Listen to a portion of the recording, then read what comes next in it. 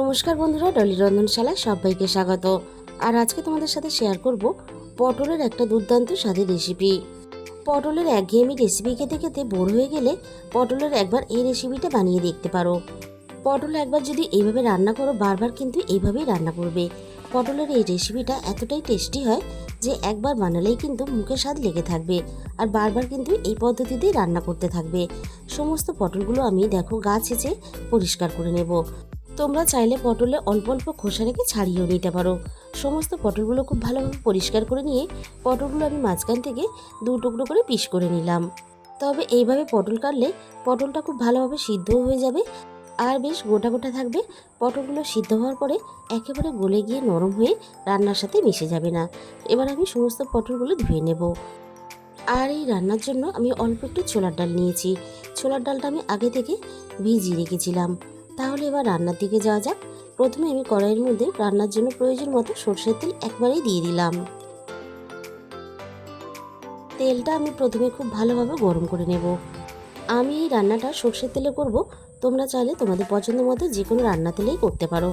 এবারে আমি সমস্ত কেটে রাখা পটলগুলো তেলের মধ্যে দিয়ে দেব। প্রথমে আমি পটলগুলোকে 3 থেকে 4 মিনিট একটু নাড়াচাড়া করে ভেজে নেব, পটলের গায়ে একটা হালকা লালচে কালার ধরা পর্যন্ত। আর আমরা যেহেতু পটলের তরকারির মধ্যে ছোলার ডাল ব্যবহার করব, তাই পটলগুলো কিন্তু একটু বড় বড় করে কেটে নিতে হবে। তাহলে পটল আর ছোলার ডাল সমানভাবে সিদ্ধ হবে।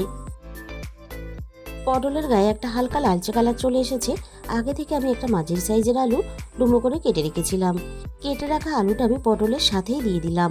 এবার আলু আর পটল একসাথে নাড়াচাড়া করে খুব ভালোভাবে ভেজে নেব।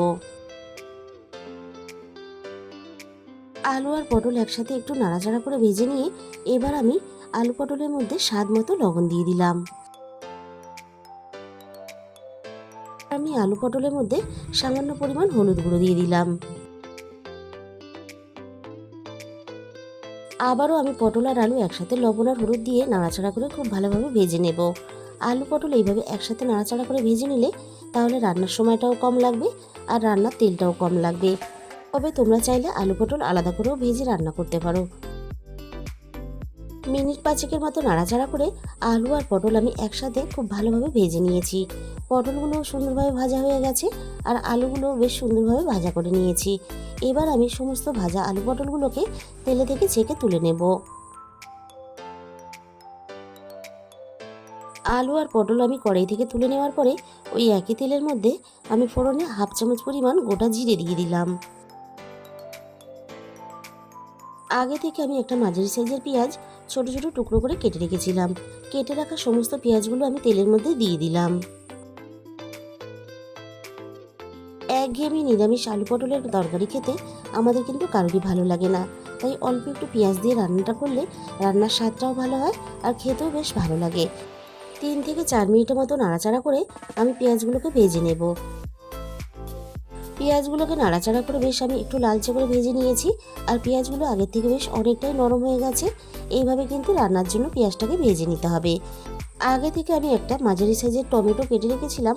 এবার আমি কেটে রাখা টমেটোগুলো দিয়ে দিলাম, আর টমেটোর সাথেই আমি রান্নার স্বাদ মতো লবণটাও দিয়ে দিলাম।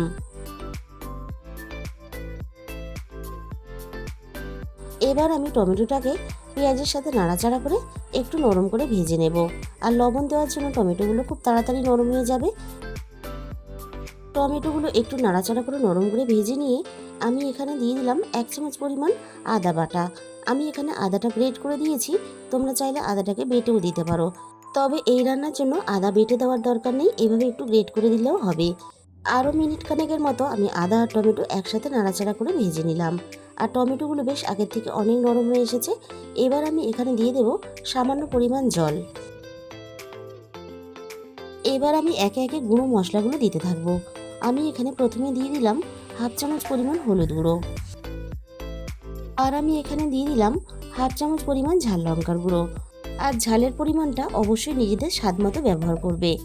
আর আমি এখানে দিয়ে দিলাম 1/2 চামচ পরিমাণ ধনে গুঁড়ো। আর আমি সব শেষে এখানে দিয়ে দেব 1/2 চামচ পরিমাণ জিরে গুঁড়ো।